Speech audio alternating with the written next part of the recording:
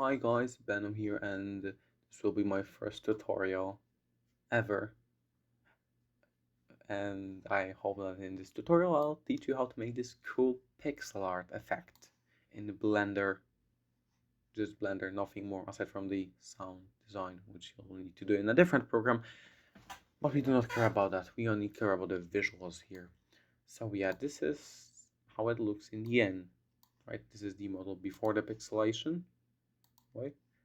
This is the model before the pixelation.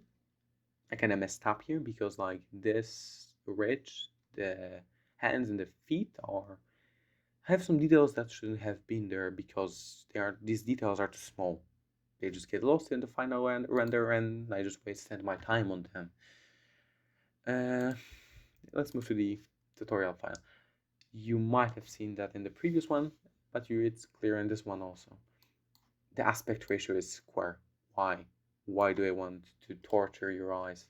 Well, it's because the checker texture that I used to make this cross-hatching effect, like it's this cross-hatching effect, it uses the window texture coordinates, which goes from 0 to 1 here and 0 to 1 here.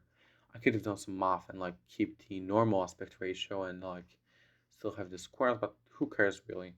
Because like if we look at this one, it goes from 0 to 1 here and 0 to 1 here, so the texture gets stretched. Okay, this is a render layer that's responsible for shading.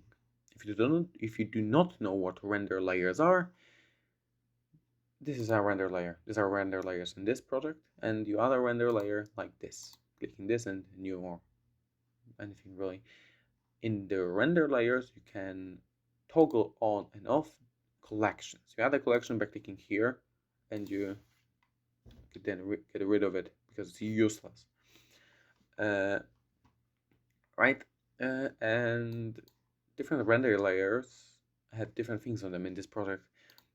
The color perp has the fonts collection and the base color perp collection, which consists of just these two shapes. And this is this is the darker purple and this is the lighter purple. Whoops. Crap. Right, and here we have the orange, which is just this orange shape, like it's sad and lonely and orange, like a certain politician.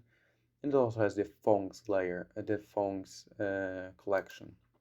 The shade has also the fonts collection, in which we have the light and the camera with our beautiful square aspect ratio. Okay, let's go back to the shading.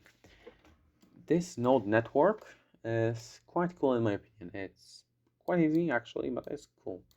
We have the principal BSDF, the godsend from the Blender gods themselves.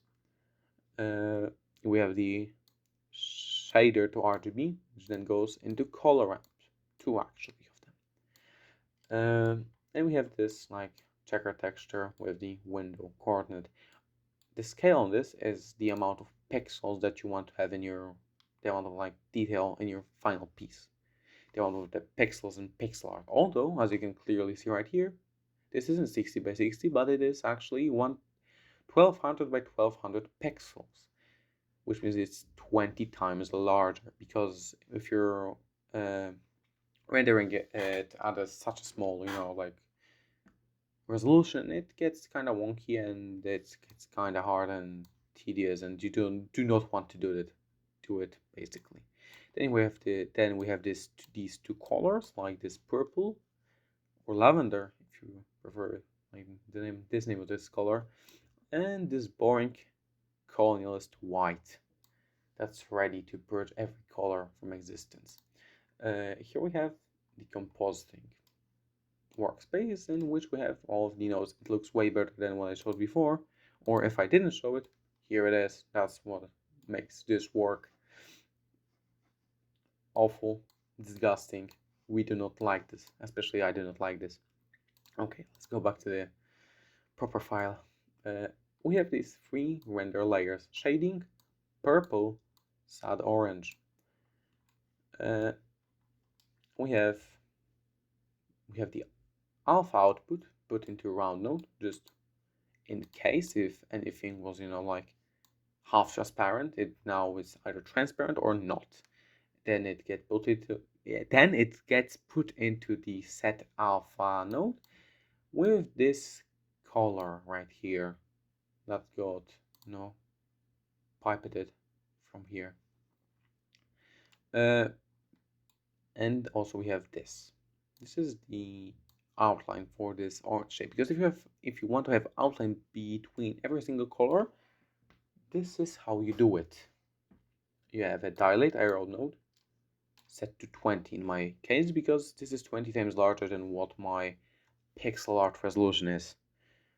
Then we have the round, just in case, because we do not want any half transparent pixels. Then we have set alpha with the black color. Then we have like alpha over configured so that the orange get put on top of the black, because this basically creates an image that's 1 pixel bigger in every single direction. Okay, then we have this, which is a 2-color thing. Right? You remember, as you can clearly see, there are 2 colors here, dark purple and lighter purple. We use a color ramp to basically do them again. That's the best way I can explain it, because if they were overlapping, like visually from our point of view, they would be kind of blurry. But if after doing this step they aren't blurry, so yeah, that's a W for us. Cool. We have the round node, just in case anything was like half transparent. Then we have alpha over. So okay, so from here we have a image comprised of this orange shape with the dark outline, this these two shades, these 2 purple shapes, not shades, and that's it. Not even this black outline, because it comes around later. To be honest, it goes on. It gets created over here, right?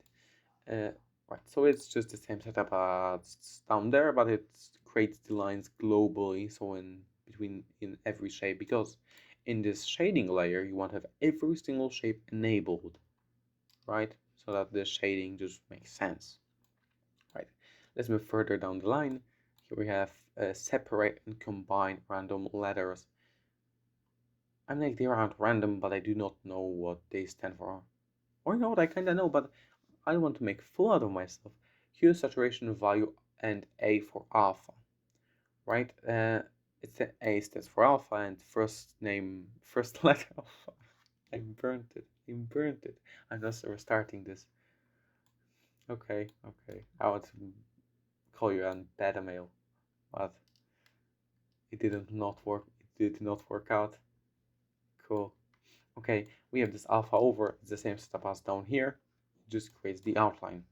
This gets mixed, multiplied on this, which would be basically just the flat colors. Then we have this magic thing that the god of tutorials, I guess, or something, created himself. This is CGMatter's idea right here. Is the pixelation node network. What it does, it scales down our image 20 times, and then it scales it up 20 times more. But without this node, it wouldn't pixelate it. Everything would be as sharp as a knife, and would not look like pixel art, right? So we have so we have this pixelate node, which is basically rasterizes or re-rasterizes the image. We have this divide, because that's what he said. I'm blatantly copying him without checking what he said in a tutorial.